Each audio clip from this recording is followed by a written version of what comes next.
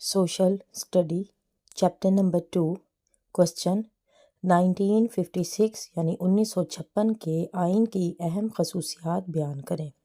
یہ آئین کیسے منسوخ ہوا؟ مختصراً بیان کریں۔ جواب: 1956 کے آئین کی اہم خصوصیات۔ جب پاکستان قائم ہوا تب سے ہی آئین سازی میں کافی مشکلات کا سامنا کرنا پڑا پاکستان کو۔ قرارداد مقاصد دستور سازی کی طرف پہلا قدم تھا۔ بہرحال بہت زیادہ کوششوں کے بعد 1956 میں پاکستان کا پہلا آئین تیار ہوا، جو کہ 23 مارچ 1956 کو نافذ ہوا۔ 23 مارچ 1956 کو نافذ ہوا۔ اس آئین کی اہم خصوصیات درج ذیل ہیں۔ نمبر 1، 1956 کے آئین کو تحریری شکل میں تیار کیا گیا، یعنی اس کو لکھا گیا، اور پاکستان کو اسلامی جمہوریہ پاکستان قرار دیا گیا۔ ملک میں وفاقی پارلیمانی نظام حکومت قائم کیا گیا۔ صدر مملکت کا مسلمان ہونا لازمی قرار دیا گیا، یعنی جو صدر ہوگا وہ مسلمان ہی ہوگا۔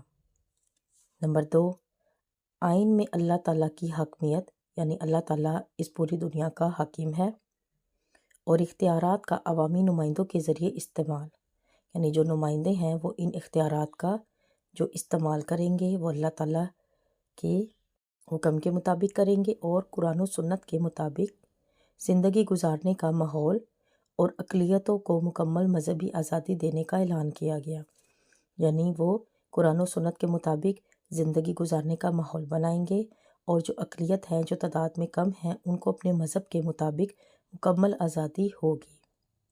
نمبر 3، آئین کے مطابق مرکز میں قومی اسمبلی ہوگی۔ اس کے اراکین کی کل تعداد 300 ہوگی۔ آدھے مشرقی پاکستان اور آدھے مغربی پاکستان سے منتخب کیے جائیں گے، جن کا انتخاب 5 سال کے لیے ہوگا۔ 10 خواتین کی نشستیں ہوں گی، جو 5 مغربی اور 5 مشرقی پاکستان سے ہوں گی۔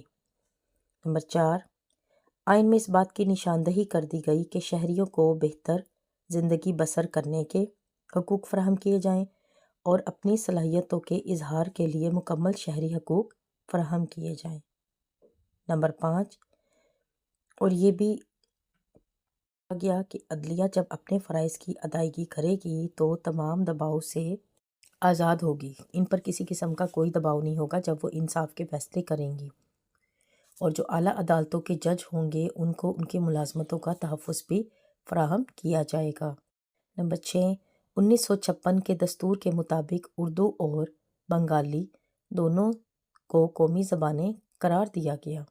آئین کی منسوخی۔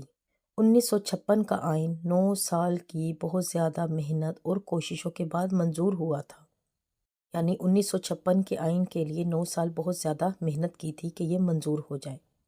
پاکستان کے کچھ مخصوص حالات، سیاستدانوں اور جمہوری اداروں میں جو فوج تھی اور بیوروکریسی کی نے بہت زیادہ مداخلت کی، اور اعلیٰ قیادت کے فقدان نے آئین کو زیادہ دیر چلنے نہ دیا۔